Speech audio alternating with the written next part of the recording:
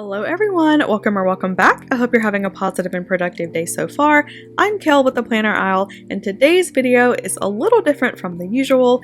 Each year in December, Tamara, the paper and pen girl, brings 25 amazing planner enthusiasts together to share one tip each day on a specific topic, and this year the theme is all about getting the most out of your planner. I was super excited to be part of the collaboration this year, so a big thanks to Tamara for inviting me.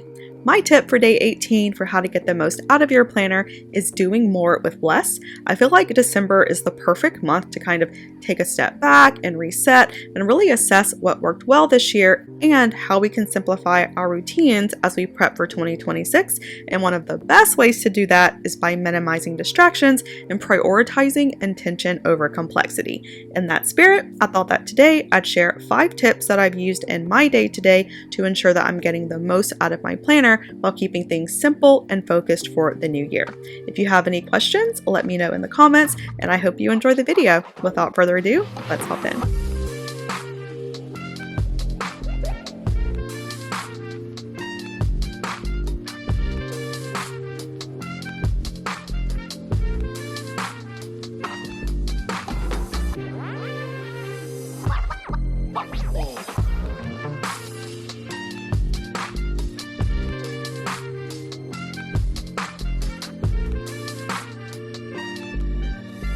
So the first way to do more with less is by using running lists, and this is something that can save space and money, especially if you're a one agenda type of planner.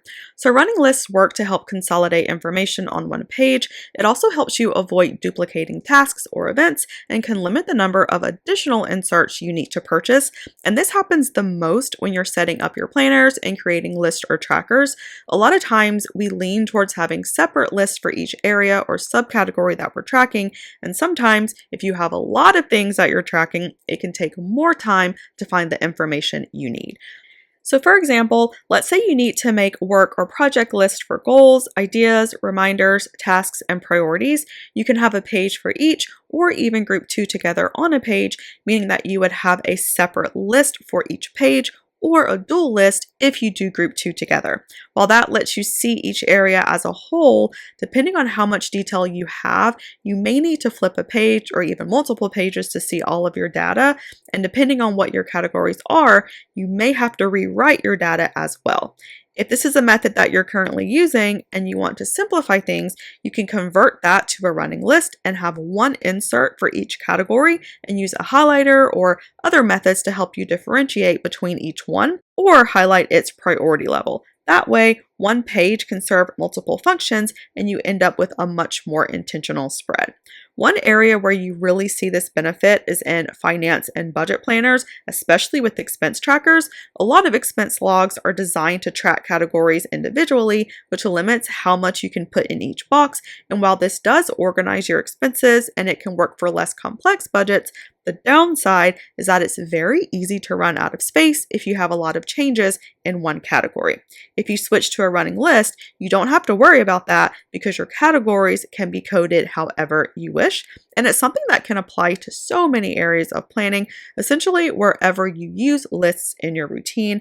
But ultimately, it's a good way to reduce the number of physical pages that you're using, and it helps streamline the important areas in your day so you can get the information that you need quicker than the alternative. The second way to do more with less is to consider switching out decor in your planners and your workspace from purely aesthetic to only using decor that serves a specific function. I know, the decorative planners are looking at me crazy, but hear me out.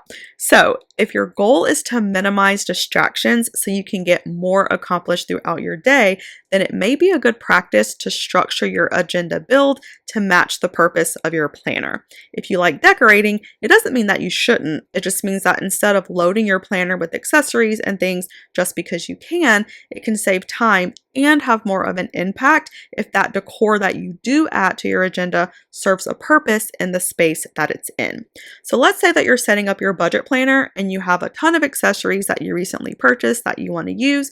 You can pick a few dashboards that are finance focused, maybe one with a motivating quote, and then a functional dash that allows you to write a yearly goal or something. Or maybe you just bought a new planner that has a lot of pockets and you want to use it as your work planner. Instead of filling up each pocket with a journaling card and clips and things, you can choose 3 pockets that you want to use. One can house a tool like page flags or sticky notes. One can house a decorative journaling card with a motivational or funny quote on the front. And the third can hold a calendar card or planner card that has your contact info on it or something similar. If you don't have a dedicated function for your planner, or if it serves as a catch-all, then instead of choosing decor by purpose, you can simply limit the number of extras that you use. So using the dashboard example, instead of having a ton of dashboards in the front of your agenda because they're pretty and you want to use them all, you can choose to have 1 or 2 in the front and rotate them out throughout the year. That way, you still get to use all of them at some point in your agenda. Same with journaling cards and other smaller decorative elements. The more that you pack into your agenda, the more it takes away from one single piece of decor. So it's easy to sort of lose the plot, if you will. Alternating them, it gives each item its chance to shine, and it isn't as distracting as you flip through your planner during the day. One of the most common offenders here is stickers. There's literally a sticker for everything, and it's so easy to go down a rabbit hole there. I certainly have. At one point, I had a sticker to mark trash days, when I was getting my nails done, my appointments, Luna's appointments, when I went grocery shopping or went to the movies. I had 6 stickers for the different types of meetings at work. I mean, it just became so much, and it ended up taking me longer to remember what sticker I used for what and finding it than it would have taken to just write it on my weekly and use a highlighter to color the date. It was completely counterproductive, not to mention incredibly expensive. That being said, the goal of any agenda is that you're motivated to use it. So if a lot of decor is what drives you to use your planner, then by all means do so. Your planner should reflect you, and decorating for many, it isn't just calming, but it's also a form of healing and mindfulness, and you should never stop doing that brings you joy. But if you do use a lot of planner decor and you felt like things were really cluttered and your goal is to improve your focus, then this change could be a positive move for you. The third way to do more with less is by giving each section a clear purpose instead of using dividers to separate each section by the individual topics you plan to keep it in. So for example, if you're building a social media planner and you're sectioning off your dividers, instead of having 3 dividers for plan, track, and notes, you can have one divider named Content Hub or Idea Hub or something that can combine these areas together. Then if you want to use page flags or something to split those areas up, you can. Most of us use our planners for multiple areas in our lives, and this is a great way to consolidate your content and better identify the inserts that you need and those that you're not really using anymore. It's what I started doing last year in my main agenda, and it's helped so much. I used to have the standard 6-tab divider sets, and while there's not anything wrong with it, I felt like I needed to fill up each section, which led to a lot of unused inserts and limited space on my rings. Now I only use 3 sections here, and I separate my last one into subsections if I need to. Another thing I would highly recommend if you're looking to refresh your sections is to consider using a time-based setup method as opposed to a category-based setup method.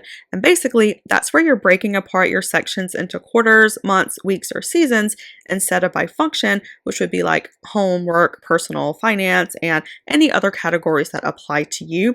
And the reason this adjustment is so effective is because it combines your sections into periods, which lets you see all of the areas that you plan in a much more natural flow instead of having to flip back and forth.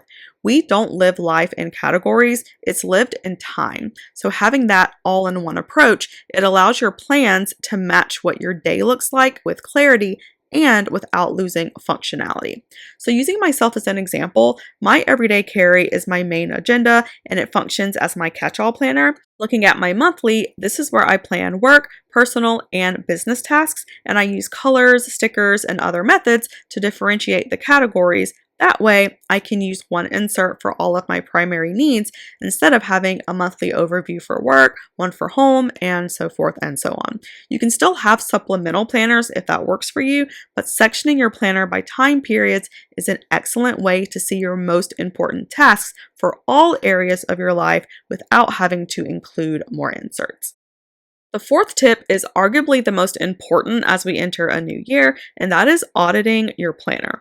All of us change and grow throughout the year, and sometimes we realize that there's things that worked in January that aren't working now, or maybe you got a new job and the method you used to use doesn't serve you anymore. Whatever the reason is, it's important to review your year in detail and determine what are the inserts I used most often, which ones can I destash, and what items do I absolutely need to keep in my planner. What you'll often find is there's a lot of things in your agenda that you thought you'd use but you didn't, and it can inform your decisions for what to buy or what types of things to buy for the new year.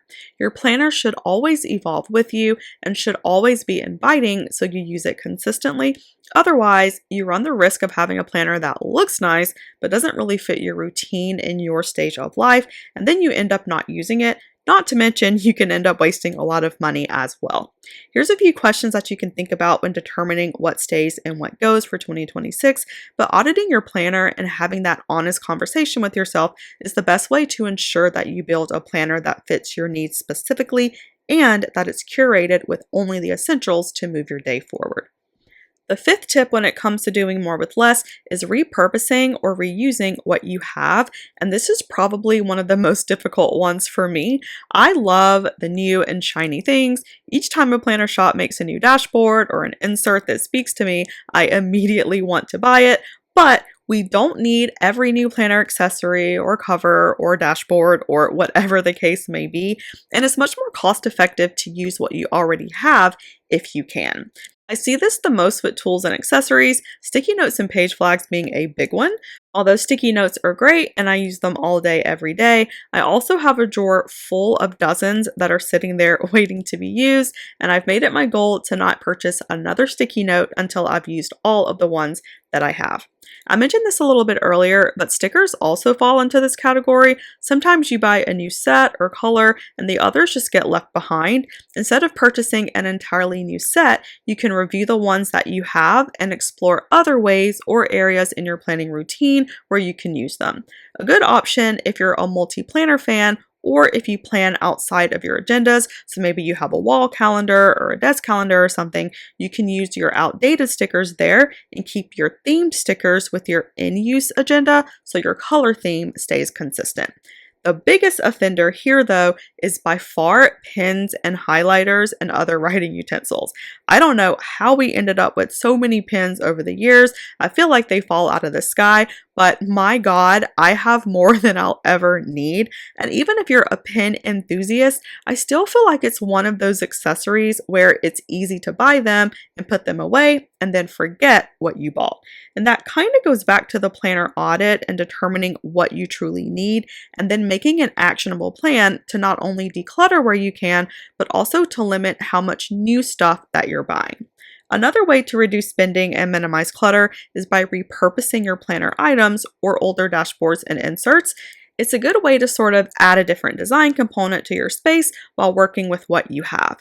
So an example of this could be with old dashboards. You can cut them up and use them as bookmarks or journaling cards. You can also use them to add some background or interest to certain areas in planners or folders. You can do something similar with inserts. If you have a set like this one where you like the saying on the front but you don't like the back, you can cover it with adhesive paper or something and use it as a cover page for a section in your agenda. You can repurpose cards, notepads, planner bags, and pretty much any of the most common planning tools. It's a great way to save money, and if you're a DIYer, it's fun to play around with older styles and things, and it adds some flair to your spaces as well. If you're not a fan of reusing or repurposing, then last is not being afraid to just throw it away. I know it gives me anxiety too, but you know how you don't want to delete emails just in case you need it later, and then 3 years later you still haven't needed it? Yeah, same thing applies with planner supplies. It's okay to gift it or sell it or just toss it in the garbage. I promise it's going to be okay. You'll feel a lot better having a space with only the necessities and essentials that you need for your routine. If you do like to experiment with new things and you want to stay on top of what's trending, I would highly recommend considering a subscription box. They can be expensive, especially if you don't use or have need for the products inside, but it's a great way to test out new styles and tools and things without having to spend full price on each item on their website. If you do want to go with the sub box, definitely do your research beforehand, read the reviews, and choose the one that best fits how you plan. Ultimately, the goal for your planner and planning space should match your goals and lifestyle. Doing more with less is all about being consistent and intentional in what you choose to bring in your space, and whatever you end up including should ideally serve a purpose. Intention always beats complexity, and sometimes the less you have in your space, the more effective you can be when it comes to meeting your goals.